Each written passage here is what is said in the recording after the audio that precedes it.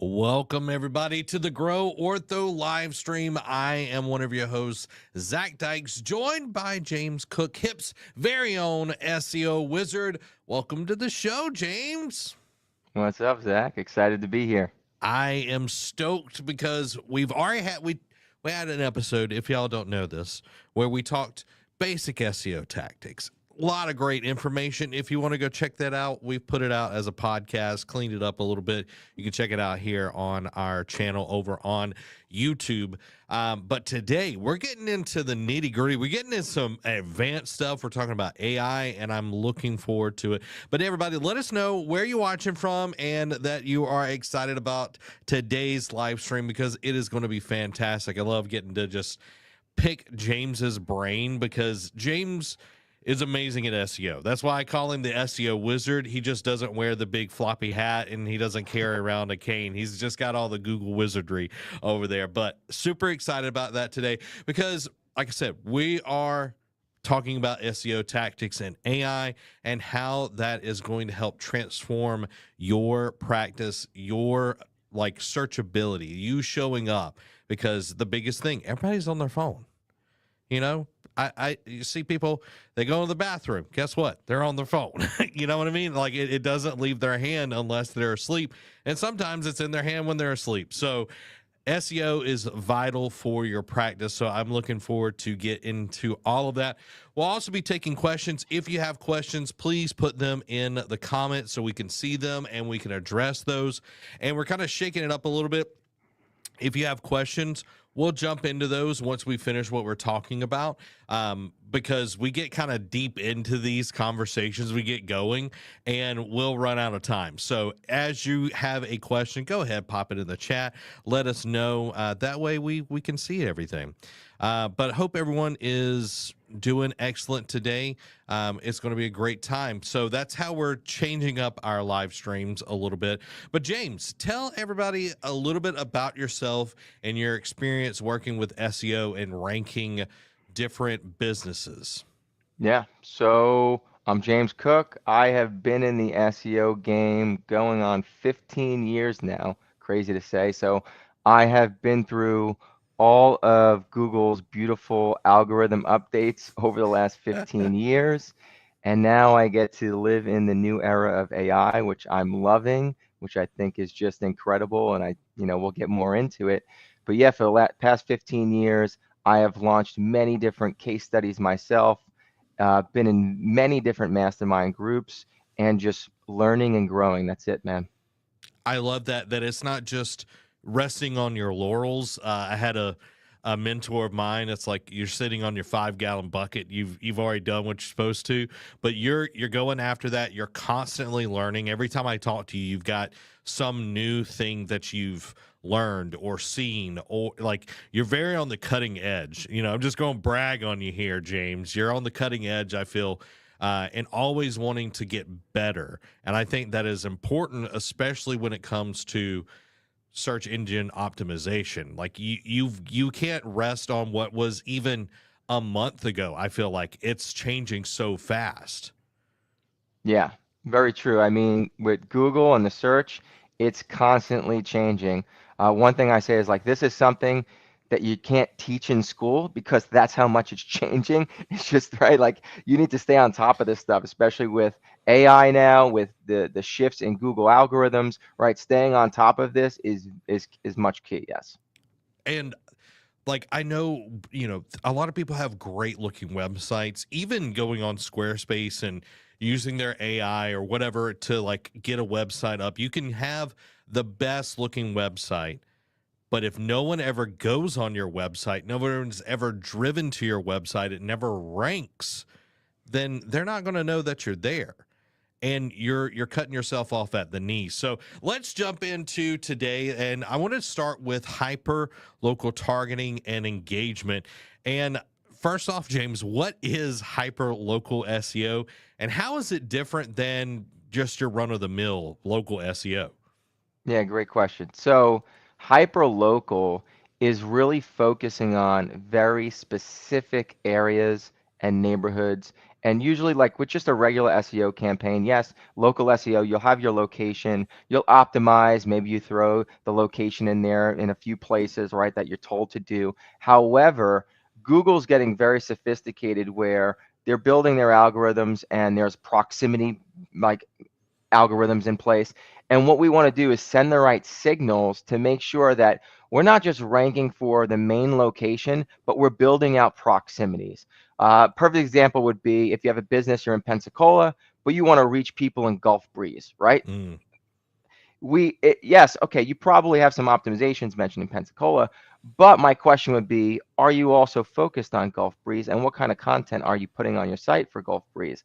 A lot of times, I would say probably none. So when we're getting hyper local, we would be building robust content for very specific neighborhoods and locations and optimizing them on the site, and then building signals that are off the site to help ramp that up.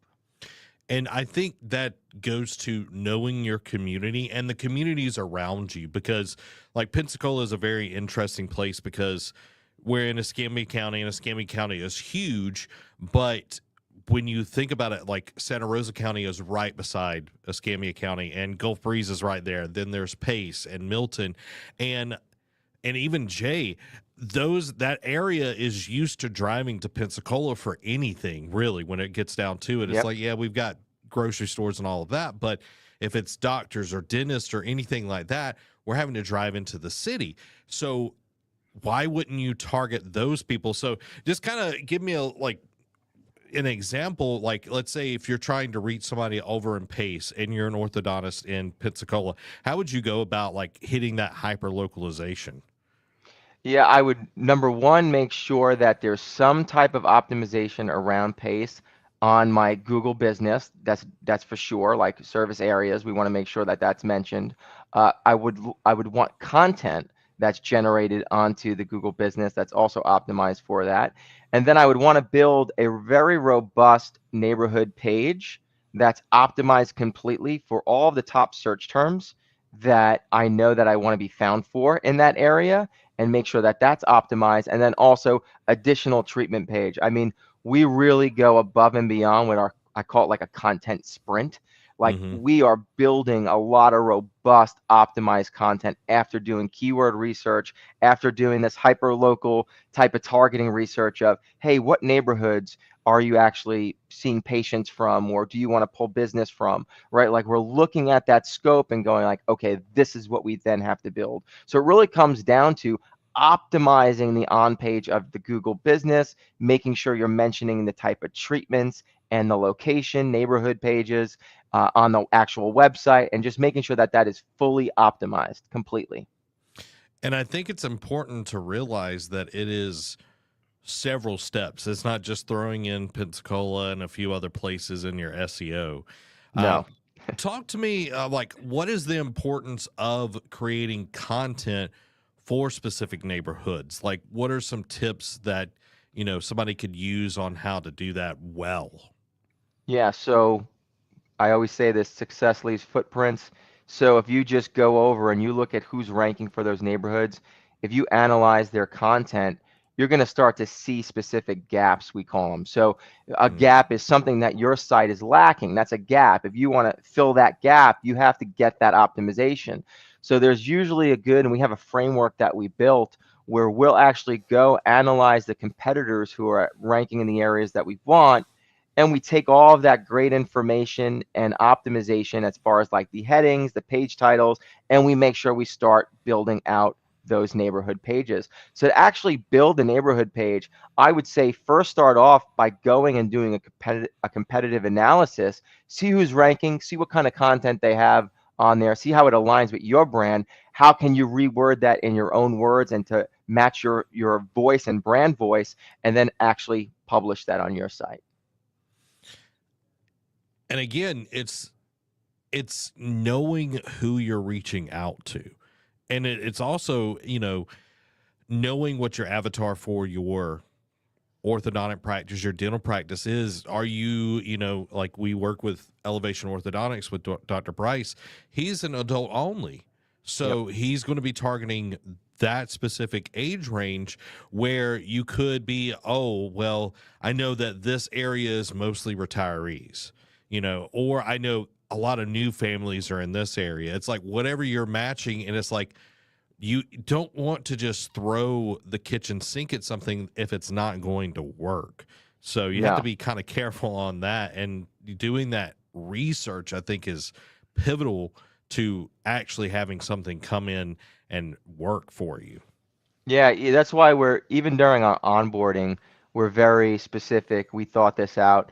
We have our discovery call. We learn and we ask these questions because you're going to know your area way better than I know your area, right? I'll know my area better than you know my area. So that's why we ask these questions and we start to understand through research, not only through our tools that we're using and with AI, but also we bring it to the table of, hey, we see this. It's just like me mentioning, I'm not from Pensacola, but I know Gulf Breeze is fairly close. Now, Hmm. we might have a partner that says, hey, but we actually do not want to see patients from that area. And that's good communication. We Yeah. would need to know that, right?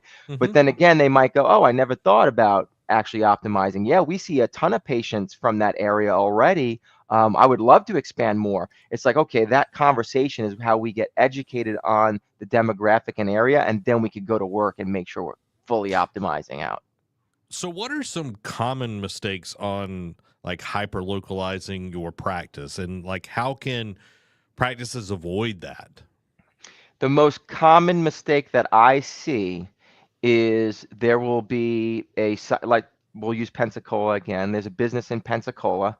They are optimized okay for Pensacola terms, right? And then at the bottom, they'll just mention, we service Gulf Breeze, Pace, right? They'll just mention the Mm, areas at the bottom. But there's no robust content. There's no real true signals over to Google. There's no optimizations. There's no way that just by mentioning those neighborhoods that you're really going to get strong rankings, especially if there's competitors who are doing what I'm saying with the hyperlocal. You're never going to beat them by just doing that. So the biggest mistake is just what we would call just thin content. It's not properly optimized. That is the biggest mistake that I see almost on every site that is either multi-location practice, mm. or they service a bunch of neighborhoods. They don't fully get specific optimizations at the level that they need across the board individually. And that right there, I think, is such a powerful thing to realize is just just kind of blanket statements only go so far. When a competitor comes in and is doing exactly what James is saying, they're going to utterly decimate you. So you have to be on the ball, and not to toot our own horns, but James does work for HIP. So if you want that help, you can come and talk to us, and James can beef you up, and the SEO team can beef up your website and everything, and make sure that you're ranking with these hyper localizations. So, what metrics show if this hyper localization is actually working with your SEO? I would say three things. One would start off with keyword reporting. So you want to make sure that you start tracking even those additional neighborhood keywords across the board. So you could track them, see if you see growth in those. Google Analytics, see where your searches are coming from, right? If you start Mm, seeing that search is coming from those locations, you know that you're doing a great job. And then third, probably most important, if you are actually looking at conversions and asking the right questions, and you understand where your patients are coming from and converting, and you start seeing them come from areas that you weren't really seeing people come from before, that's a good signal. I actually just got off a call the other day with Elite Endodontics, and they said that the proximity that we built out, they're seeing patients now from like that are willing to drive an hour. wow. Yeah, yeah. Well, well, and it's like if you have rural communities, like I grew up, if no one can tell from my accent, I grew up in a very like small rural community, and until I was like 15, there was not even a dentist in our like town. So anytime you had to go see the dentist, go to the orthodontist, you had to drive to maybe Milton, maybe Pace. They didn't even have one back there in Pace until Fishbine came in. But you would have to go 45 minutes, an hour away to go see these specializations. And if you're not tapping into that with your SEO, and then you start seeing people come, oh yeah, like I drove an hour away and I'm excited to be here.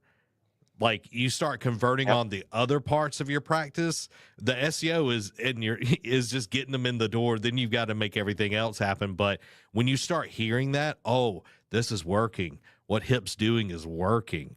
Yep. Then it's like you become a hero to these people because you're helping them get the smile that they deserve. You're helping them be more confident. And it all starts with actually reaching them, because if you do this, James, and you can kind of chime in, you don't have to spend as much on ads, I feel, when you have better SEO.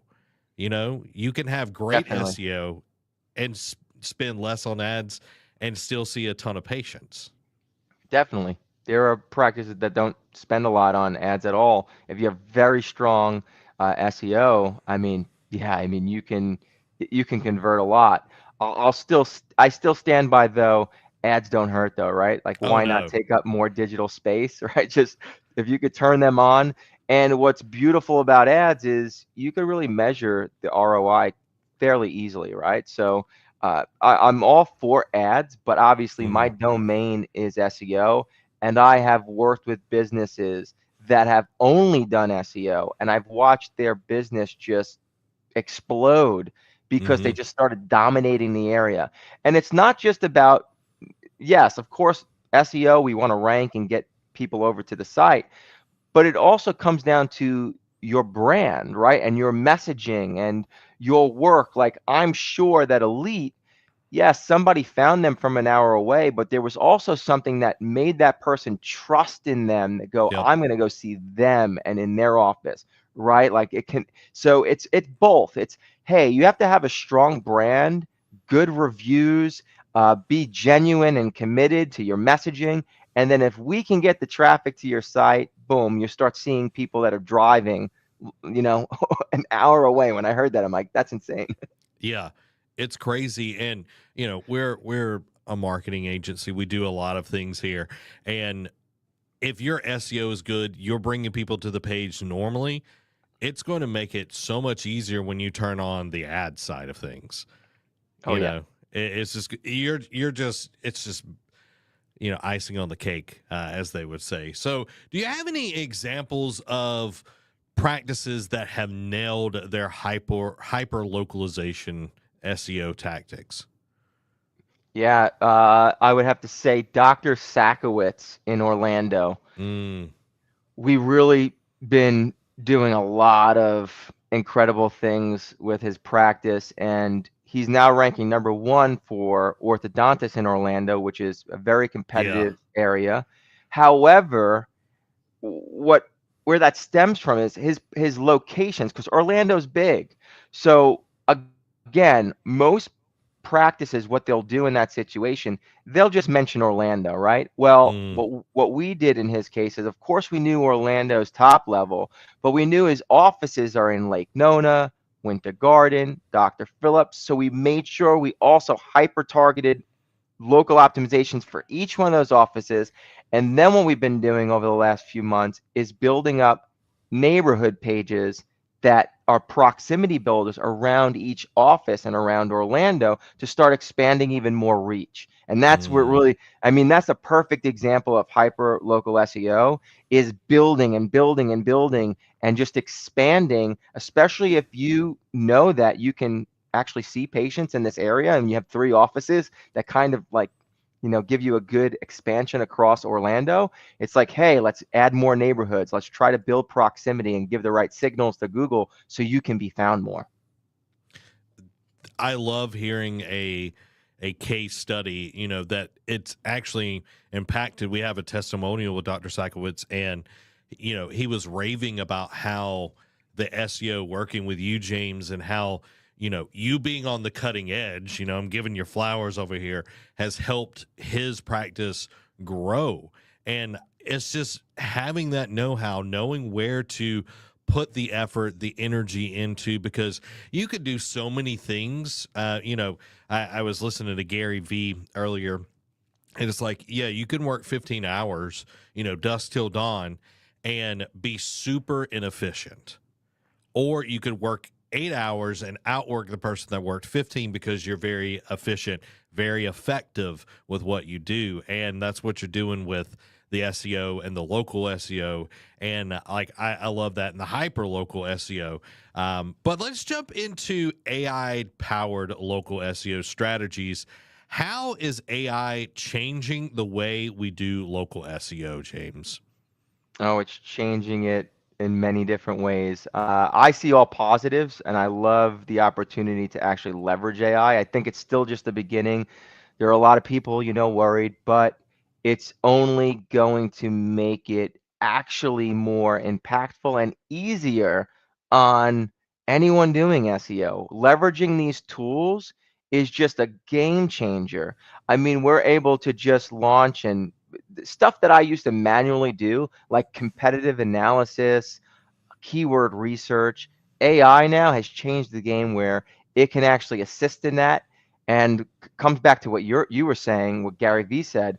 Why would I want to sit there and spend 15 hours of thinking I'm busy when in an hour I can get that same amount of work and more, even more efficient and even more productive work done by leveraging a tool? Like, why wouldn't we Mm. want to do that? So it's changing the game. It's changing the game. That would be like, oh, I want to move this pile of sand 3 miles down the road.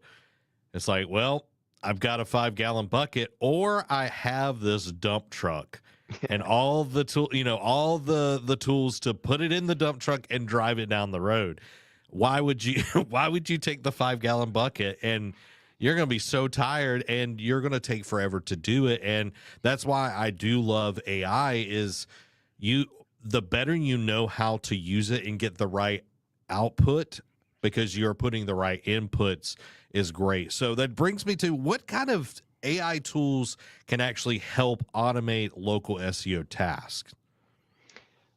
Two of my favorite tools have to be ChatGPT and Surfer SEO. Those are two of my favorite tools that I use all the time. But there is, I mean, the list goes on because these companies just come out with more and Yeah. more. I mean, each day there's like a new tool. I actually have to keep myself from going and testing more tools out because I got so many different things going on. I'm like, all right, no more AI tools. I'm just gonna go with these, test them out.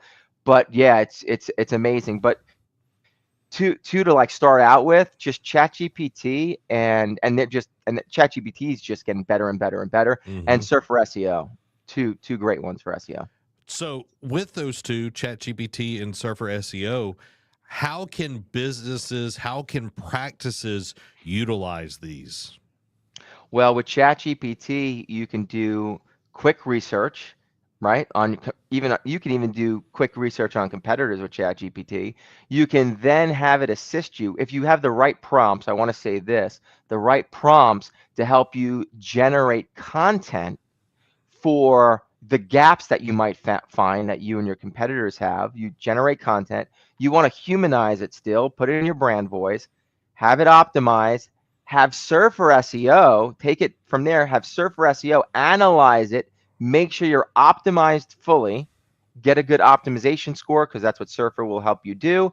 And boom, now you have a beautiful optimized piece of content that you can put on your site.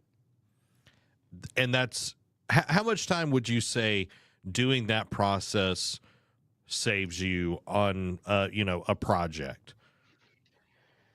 On a project, hours, And hours. Yeah. so it's like since you've been in it, what was it, 15 years? Yep. 15 years. So someone, let's say a doctor is trying to, save money and trying to do this. How long do you think it would take them to somewhat optimize their practice using ChatGPT and Surfer SEO? So the thing is this, it would definitely save them time, but there's still that learning curve, right? Mm-hmm. So I think this is what the misconception with AI, and that's where the fear came, is no one's going to have jobs, no one's going to, right? The AI is going to do everything. Well, the AI still needs someone to operate it correctly.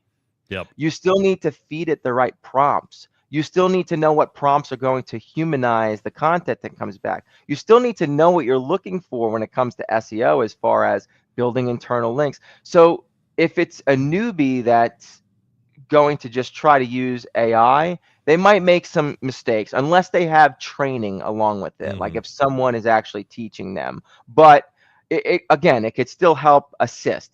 But if you have SEO experience and you're leveraging the AI, because AI still needs to have the right prompts and stuff, this is where it could be a game changer. This is where I'm saving so much time for myself and the team, and honestly being more efficient. And I think the results are just going to be even better. Yeah, and the reason I was bringing that up for everyone that's watching and will watch is when you are a doctor, the best thing that you can do, the most valuable use of your time, is straightening teeth. I know that you want to have your hand in everything. You want to do all of these things, but the better use of your time is seeing more patients, having somebody that does this every day, and James, he does it every day. His team does it every day, and they're specialized in making practices hum like a well-oiled machine. So I just wanted to bring that up because I know that's some things that we faced, in the past with, working with different partners. They've tried to do it themselves, and it almost seems like they shoot themselves in the foot, just trying to do it themselves.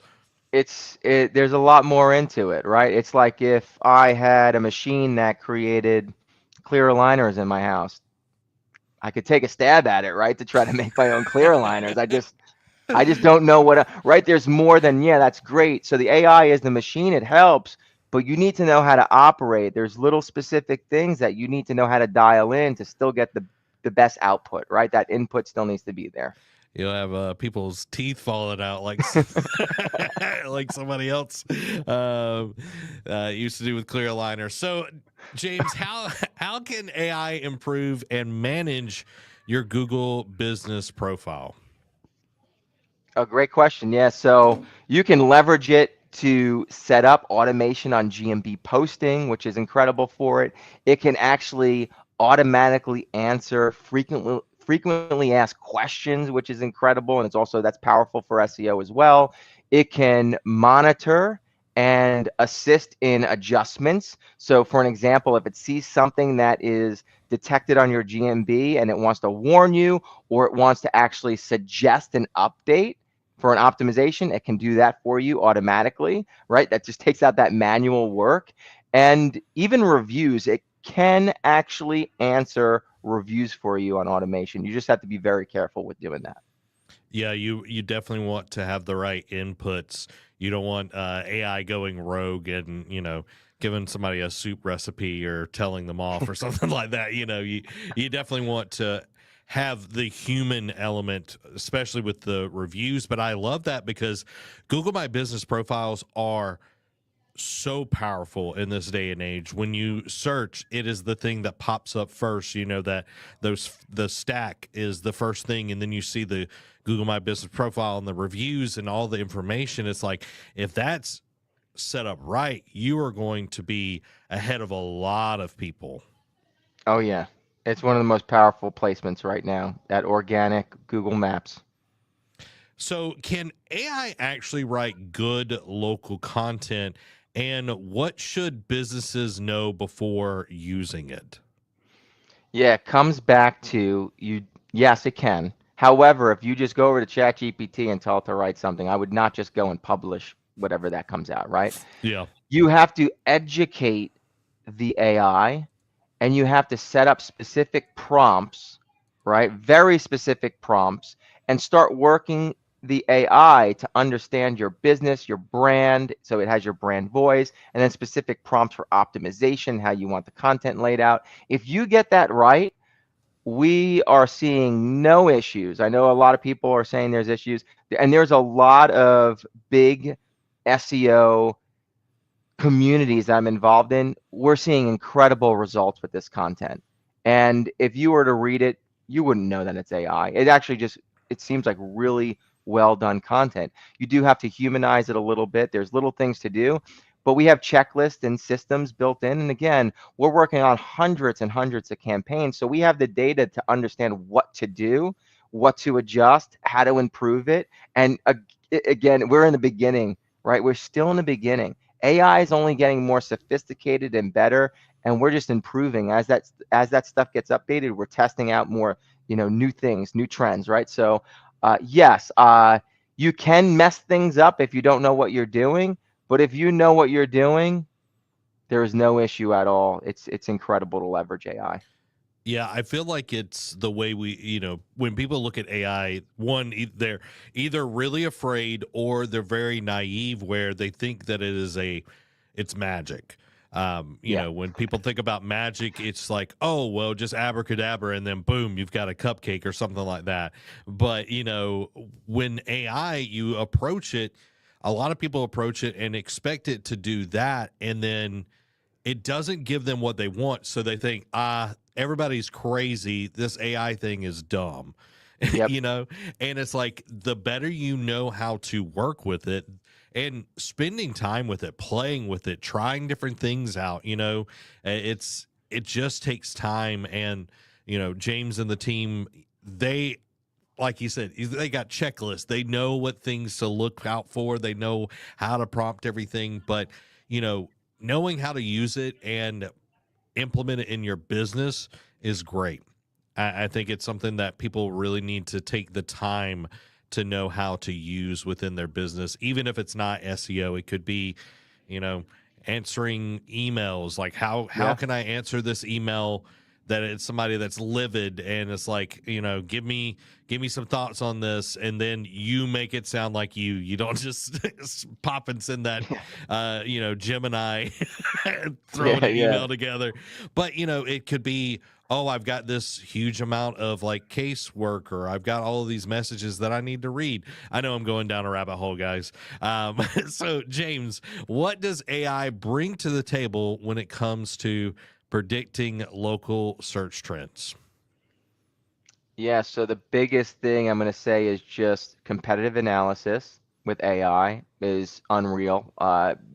The amount of time it would take me to use SEO tools to go through competition, find gaps, it can instantly run through competition, find Mm, gaps, and we can prompt it to do what we look for, right? Again, just because it's AI doesn't mean someone uh, doesn't have to work it. You still have to work it, right? So we're just educating it to do what we would usually do manually, and it just boom is like a quick system. It just is so efficient. So it could do competitive analysis, it can find content gaps, it can find under optimizations and also opportunity for your site, for your GMB. It could help write content. It could give you content optimization scores so you can improve them. I mean, the list really goes on and on and on. It's just getting this set up the right way with the right prompts and understanding, but it's a game changer.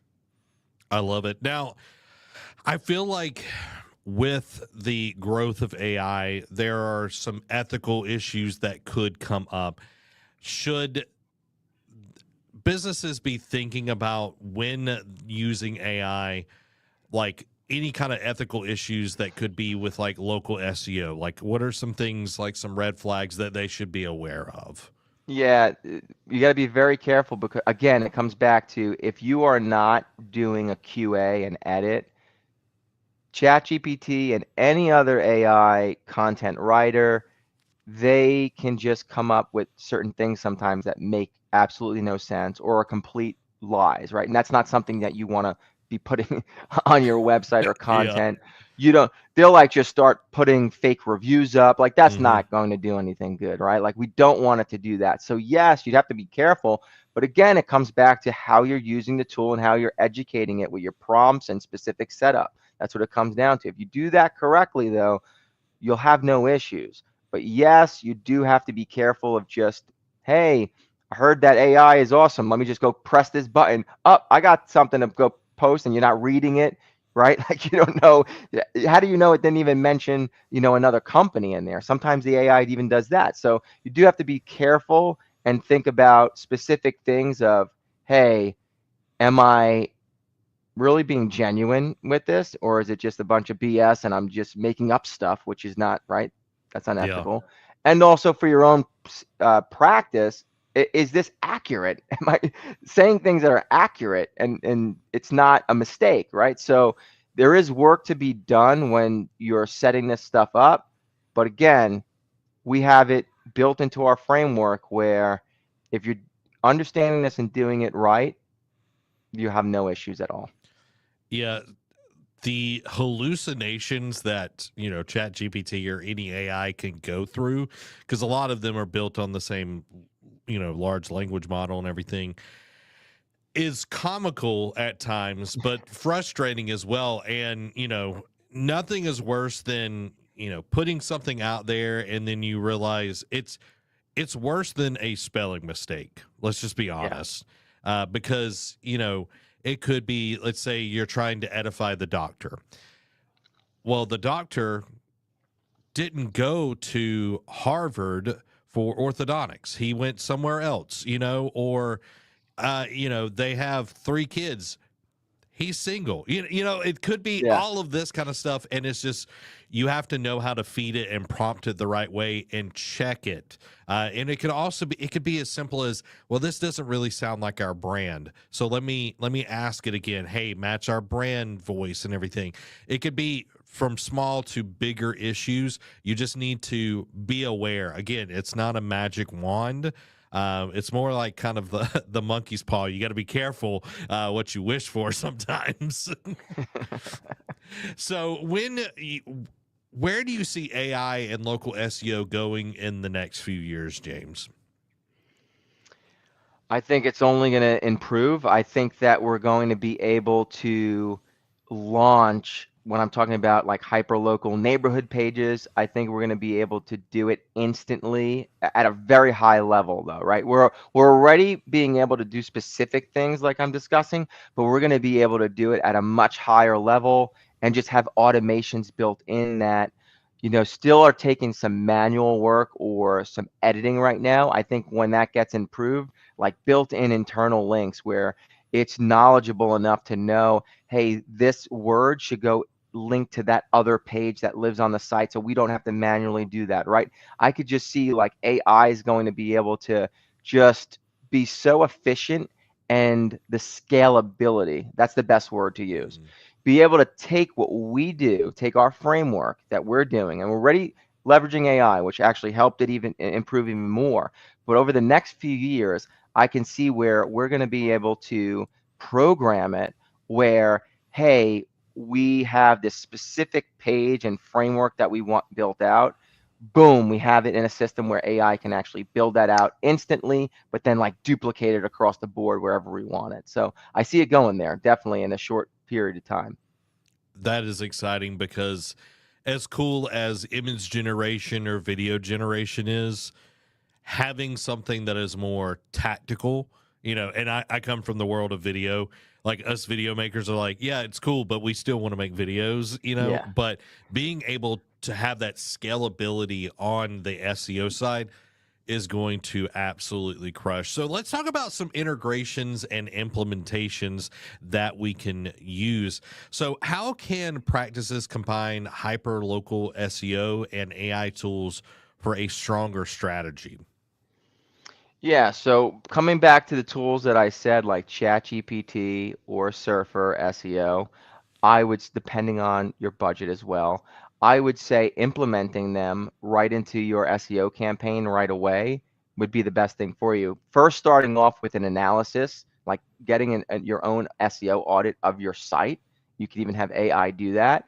Get some feedback from that audit, see some of the red flags that are in that audit, and then improve them by leveraging ChatGPT again and Surfer SEO to fill those gaps. I think also, we talk a lot about AI, and a lot of it comes to with on-page SEO, which is coming down to like content and optimization. That's where everything starts. That's why it's so important. However, there is also the part that you want to build authority.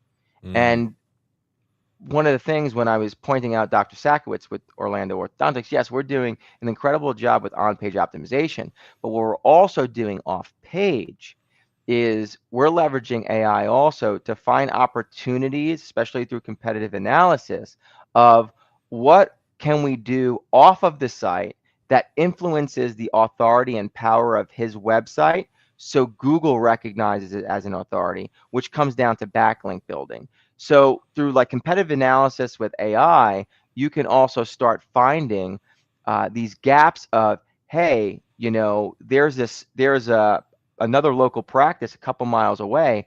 Well, he has these powerful backlinks. Where did he get them from? What are their metrics? Well, can we get the same links? If not, how do we get other links that are just as powerful? That's the type of strategy you want to build into. So you don't just want to be leveraging AI to do your content and your on-page optimizations and audits and competitive analysis, but you also want to leverage it to start finding these additional gaps that you can actually start improving to build your authority. Because at the end of the day, if you're in a competitive area like Orlando, New York City, Miami, you're going to need something that just is not just on page. You're going to need the special sauce, I call it. You're going to need something that is actually building your authority up.